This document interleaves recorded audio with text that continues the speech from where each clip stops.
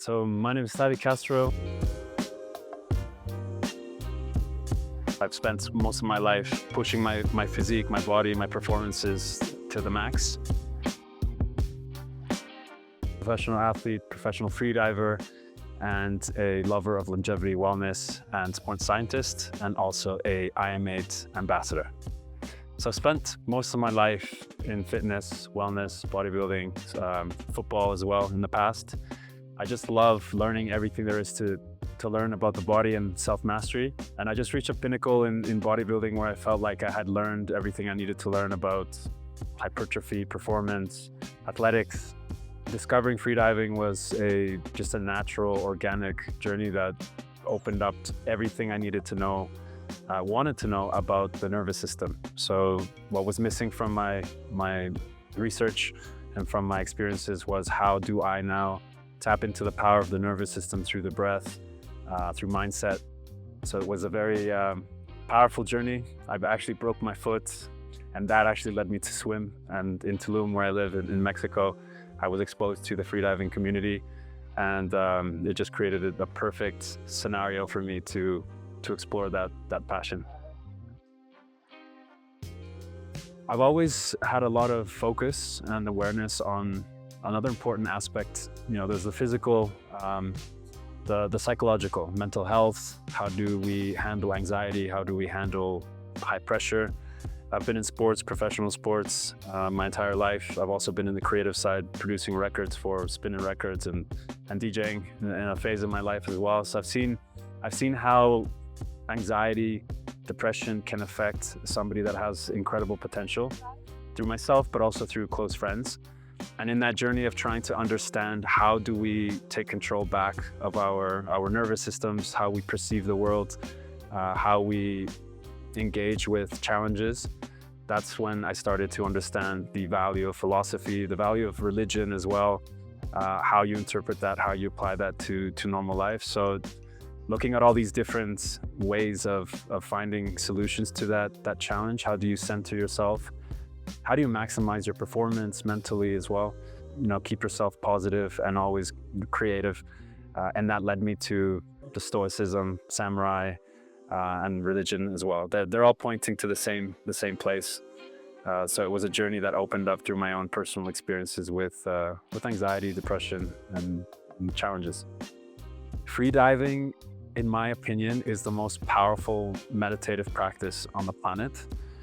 You have to center yourself. You have to understand your nervous system, not only your performance. You have to prepare yourself mentally. You're holding your breath, descending sometimes hundreds of meters underwater.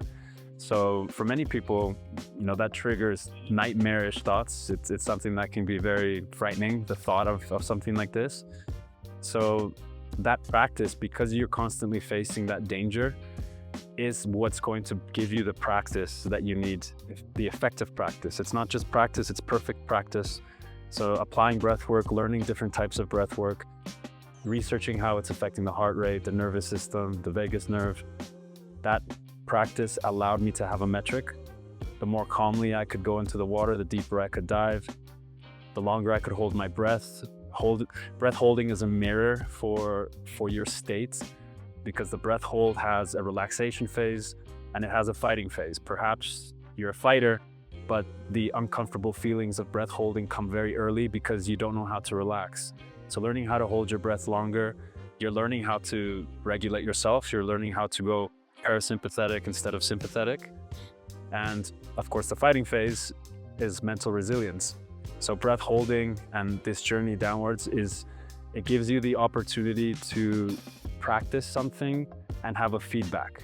Are you getting better at it? I've done many meditations, practiced many types of breath work, and I always found it difficult to know, am I getting better at this? Am I actually improving?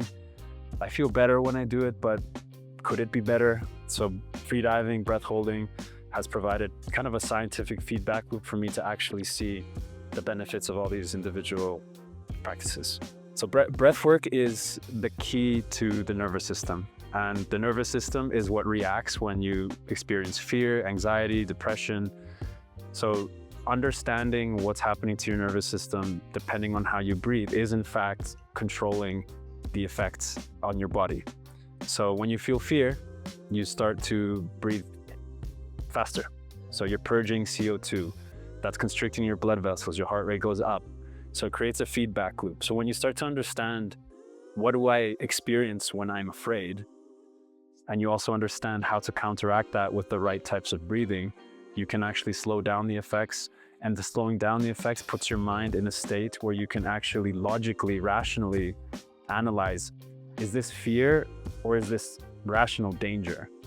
If it's just fear and there's no danger, I'm safe, that's when you can start to correct your irrational fears and don't allow the feedback loop to accelerate in the wrong direction.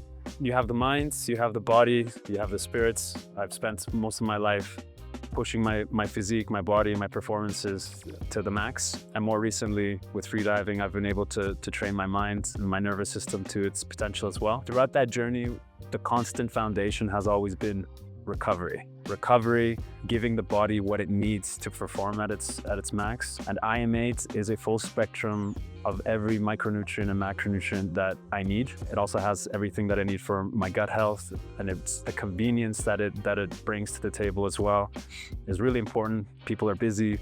I'm busy. I have family. I have children.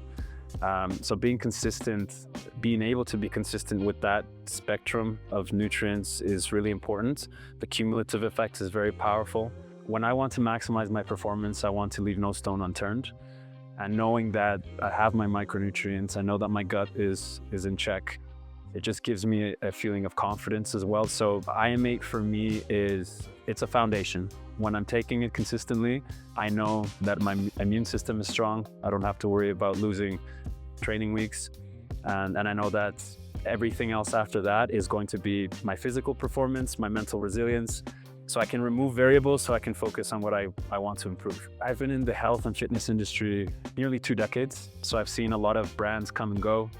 I've seen a lot of products come and go. I've seen a lot of trends come and go. I actually pulled away from associating with any brands for quite a long time. When I saw the mission statement of IM8, what they wanted to do with community, what they wanted to do with the focus on overall longevity and health, and not only focus on quick results, trends, fads, using deceiving marketing. This was it resonated with me because I tried to be 100% authentic in absolutely everything I put out to the world. And they aligned with everything I was doing from my research, from my training, how I coach people, students, in how to live their lives. So their methodology, the science behind it, the effort they put to make sure that the formulations are synergistic and everything makes sense and there's balance. Not only the micronutrients, but the probiotics and the prebiotics, everything is in balance. And it's just a complete picture. And that's what I try to give to my students, people that I work with. I try to give them the big picture. Don't just focus on the body, also focus on the mind and the nervous system.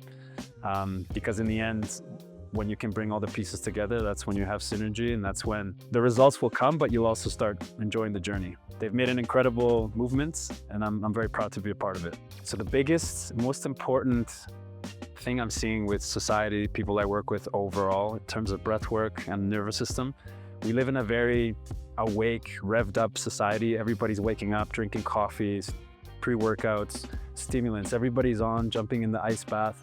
Everybody's trying to get more and more awake and more focused. There's not enough focus on turning off. When are you giving your body permission to rest? The breath work that I focus on a lot in my teachings is extending the exhales and doing breath holds, like a 4-7-8, 4-second inhale, 7-second hold, 8-second exhale. That's going to increase the carbon dioxide in your blood. Carbon dioxide is what causes the urge to breathe, not lack of oxygen, but we're breathing too much. We're drinking coffees, we're sympathetic, we're breathing very fast. So you're actually bringing your tolerance to CO2 higher, and that causes you to stay in a nervous state throughout your day, and your brain creates a baseline. So breathing in for 4 seconds, holding for 7, exhaling for 8, that's what's going to bring you down regulated. I do this before sleeping, I do this before eating, after eating. Anytime it's time to recover, try to extend your exhales and do intermittent breath holds. So if somebody wants to really, the key is increase your CO2. Leave no stone unturned. Remember that you are body, mind, and spirit. You're not just one of those, and look into each one with the enthusiasm to improve and understand. I truly believe the greatest gift somebody can have is to be a good student. Find passion for learning how to get into better shape, better health. And if the journey becomes fun, the results are just a byproduct.